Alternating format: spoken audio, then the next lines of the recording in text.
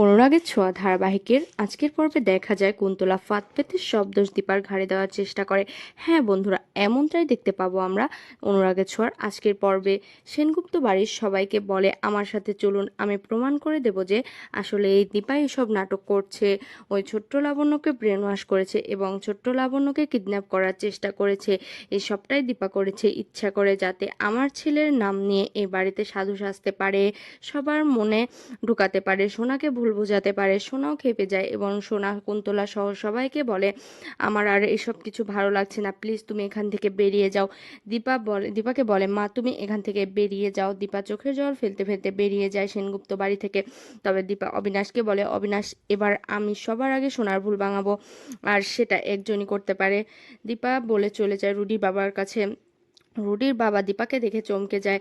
দীপা রুডির বাবাকে বলে আপনার কাছে আমার একটা অনুরোধ দাদা, আপনি জানেন আপনার ছেলে বেঁচে আছে কি মরে গেছে? আপনাকে এই কথাটা সোনাকে জানাতে হবে। সোনার খুব বিপদে আছে, আপনি তো একজন বাবা, আপনি তো জানেন সন্তানের বিপদ হলে কেমন লাগে। আমি একজন মা হয়ে আমার সন্তানের এই বিপদে কোনো মতোই সহ্য করতে পারছি না, আর সেটা আপনার স্ত্রী এবং আপনার সন্তান দুজনে মিলে করছে, তাই প্লিজ আপনি অন্তত কিছু করেন। রুডির বাবা বুঝতে পারে তাকে কিছু করতে হবে এবং রুডির বাবা দীপার কথায় সেনগুপ্ত বাড়িতে চলে যায়।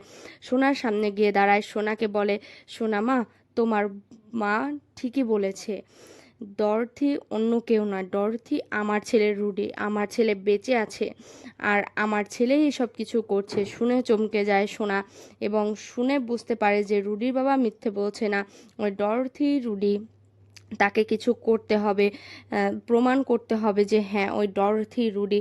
তো বন্ধুরা, তোমরা এমনটাই তো চাও? কমেন্ট করে জানিও। আর প্রতিনিয়ত অনুরাগের ছোঁয়ার আপডেট পেতে আমাদের চ্যানেলটি সাবস্ক্রাইব করে আমাদের পাশে থেকো। ধন্যবাদ।